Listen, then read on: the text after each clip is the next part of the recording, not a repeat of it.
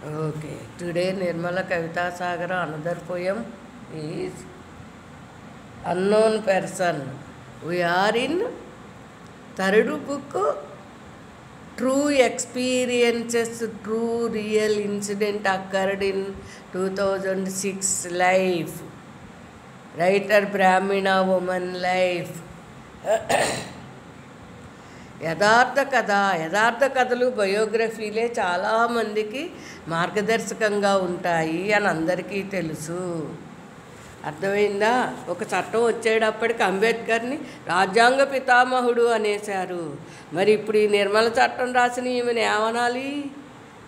రాజ్యాంగ పితామహీనా అనొచ్చా?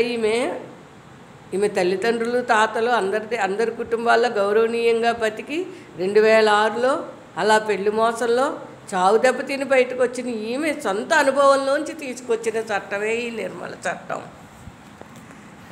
Unknown person. ఇప్పుడు అంటే అన్నోన్ పర్సనే ఎందుకు వస్తారు? తగలేయడానికి. ఏం పాంకుందామని తాగుబోతు తిరిగిపోతు కొడుకులకు పెళ్లి చేస్తున్నారు ఆ వృద్ధులు. ఎలా మారతాడు?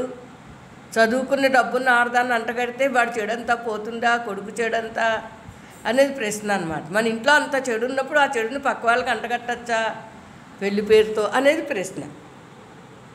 ఈరోజు ఆడవాళ్ళు పెళ్ళిళ్ళు సీరియస్గా తీసుకు సూసైడ్ చేసేసుకుంటున్నారే, మగవాళ్ళు ఎన్ని పెళ్ళిళ్ళైనా చేసుకు చచ్చిపోతున్నారు. వాళ్ళు పాపం దేహ కోరికలు ఆపుకోలేరు. ఎరివెదవలు ఆడది అన్నం పెట్టకపోతే చచ్చిపోతారు గిలగిలా కొట్టుకుని. కానీ అందమైన ఆడది కావాలి. తాగుబోతులకి తిరుగుబోతులకి చెడిపోయిన మగవాళ్ళకి అందమైన కన్య ఆడది కావాలి. అందం లేని చదువుకున్న ఆడవాళ్ళని ఇచ్చి పెళ్లి చేస్తే ఏమవుతుంది? ఆడది పెచ్చదా అక్కడ? ఆడదిని కానీ తల్లిదండ్రులు పిచ్చోళ్ళ? ఏ విధంగా వివాహ వ్యవస్థ మోసాలను కంట్రోల్ చేయకపోతే ఈ కుటుంబాలన్నీ ఇలా నాశనం అయిపోతే చివరికి ఇళ్ళే మిగులుతాయి. ఇల్లు ఆస్తులు ఉంటాయి, మనుషులు ఉండరు. ఆరోగ్యవంతమైనటువంటి పెళ్ళి పేరంటం పిల్లలు ఇలాంటివి కనపడక ఇప్పటికే పల్లెటూళ్ళల్లో ఎలా ఉన్నాయి? వాళ్ళ ఆ పూర్వీకులు చచ్చిపోయారండి. మంచోళ్ళే పాపం మంచి పనులు చేసి చచ్చిపోయారు. వాళ్ళ పిల్లలు ఇలా భ్రష్టు పట్టారండి. అంటే ఆ పూర్వీకులు వాళ్ళ పూర్వీకులు ఎవరు చేసింది వంశపారంపర్యం ఆ పెళ్లి తప్పులు అనేది. పెళ్లి తప్పులకి న్యాయస్థానాలు ఏ శిక్షలు వేస్తాయి అనేది స్పష్టత కావాలి. పెళ్లి తప్పులు చేసినందుకు వృద్ధుల్ని మోసం చేసుకుంటే ఏంటనే ఒక్క పాయింట్ కూడా ఇంతవరకు వివాహ వ్యవస్థలోంచి బయటికి రాలేదే. దాని గురించి 55వ ఏట 46వ ఏట మొదలుపెట్టాను నిర్మల చట్టం. నేను మేజర్నే కదా, మైనార్టీ తీరిన మనిషినే కదా. దీనికి ఇప్పుడు సమాధానం కేంద్ర ప్రభుత్వ రాష్ట్ర ప్రభుత్వాల నుంచి ఈ చట్టం తీసుకొచ్చి కొన్ని దరిద్రాలని తగ్గిస్తాయని చెప్పి సామాజిక రుగ్మతలను ఆశతోటి ఆ చట్టం చేశాను. నా జీవితాన్ని పణంగా పెట్టి బలిగా పెట్టి పెళ్లి జోలికి వెళ్లకుండా మోసపోయి ఆ చట్టాన్ని చేశాను 10 మంది కోసం.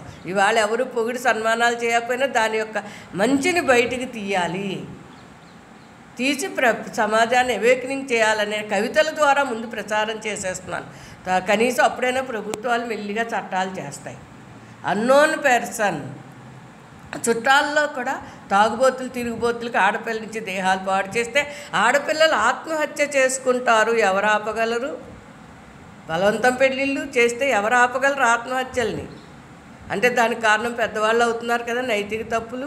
పెళ్లి తప్పు అనేది 100 సంవత్సరాల శిక్ష కాదు, ఒక్క రోజులో కూడా చచ్చిపోతున్నారు ఆత్మహత్యలు. కాబట్టి ఇక్కడ వివాహ వ్యవస్థ డొమెస్టిక్ వైలెన్స్ని సృష్టిస్తోంది. తిండి పెట్టకుండా గదుల్లో బంధించేసి బలవంతం పెళ్ళిళ్ళు చేస్తుంటే అది ఎంత హింస!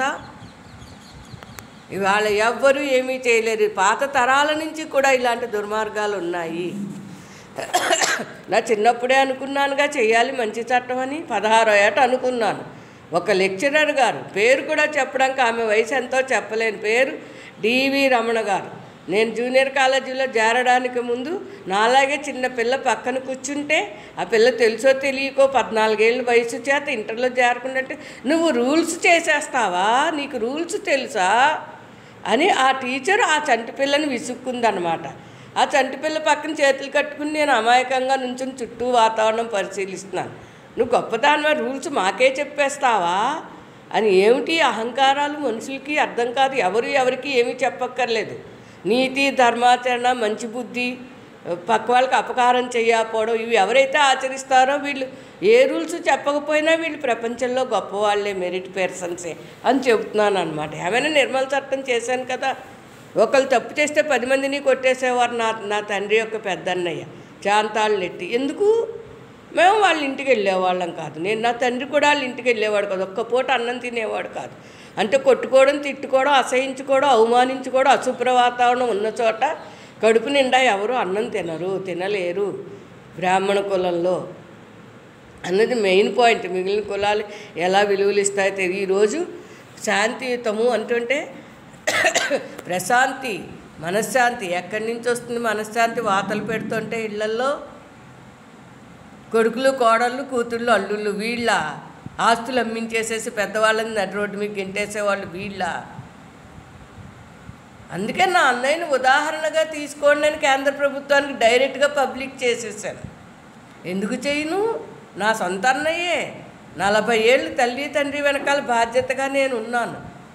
అలాంటప్పుడు నా మీద కేసు పెట్టకపోతే ఒక 6 నెలలు ఆగి నేను మొత్తం నిడదోలు పోలీస్ స్టేషన్కి 300 పేజీల కాగితం 40 ఏళ్ళ మట్టి జరుగుతున్న నిజాలన్నీ ఇచ్చాను. ఏం జరిగింది? ఏమీ జరగలే, ఎవరు స్పందించలేదు.